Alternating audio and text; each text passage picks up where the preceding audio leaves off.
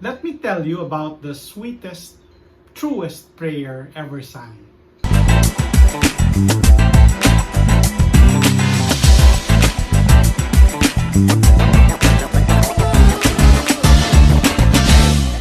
Hello fellow gazers, my name is Bong and I'd like to welcome you to another conversation as we talk about our life, as we talk about our faith, and as we talk about how it is to walk in the Lord, especially at our times. And before we get into the story, I'd like to encourage you to please like our page, our Upgazer page. We are trying to reach 1,000 subscribers and we're more than halfway there, and I'd like to encourage you, if you haven't liked the page yet, please give it a like, give it a click. And if you know friends who you might think will appreciate our content, I'd like to encourage you to please share it with them as well. So we're reaching 1,000 and we're almost there. Hopefully by your help, we can do all of this. Let me tell you about a boy I once heard singing at a Christmas party. His grimy shirt was a little too small for him. I'm sure it was a hand-me-down from one of his older siblings, and now he has outgrown it. His shorts, however, a little big for him, and it would keep on slipping down, and he would hitch them up whenever it would go dangerously low. He was kind of, he wasn't very tidy. His nose was dripping with snot, and he would inhale it with enthusiasm whenever it would drip low. He was barefoot. His feet was encrusted with dust and soil. He was one of those boys that would join our church from the neighborhood. He, along with his other siblings, would attend our church activities. And the VBS, the Sunday school, especially during fellowship, because fellowship means food, and they would show up there whenever, and we would allow them because we know that they needed all the help that they can. That night, as I've told you, was the Christmas party. It was the Christmas party at the church. I noticed him because he was on stage, unmindful of his looks, uncaring if he looked out of place. I noticed him because he was singing.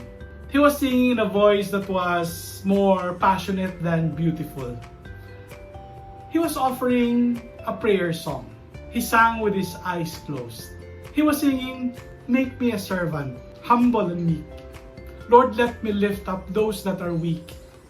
And may the prayer of my heart always be, make me a servant." A simple song that was learned from Sunday school, heard so many times, and yet at that night, at that particular time, it was the truest, sweetest prayer ever sung. My heart broke for that little boy. What will the future bring him? He had many siblings, his parents were struggling. There was nothing that, everything seems to be against him. I felt infinitely sad for this boy, for the portent that is all heavy and black and accumulating above his head. I feared the best of life would elude him, not only as a little boy, but also maybe in his entire life.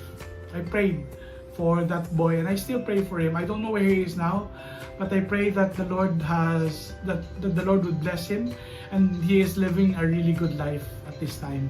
There's something about that longing to do good that echoes even in scriptures. When I look at the Old Testament, the phrase, "Yet the Lord longs to be gracious to you," in Isaiah 30 verse 18, I recognize something of that pained yearning that I felt at the time. And guess what? The Lord longs to be with us, longs for us.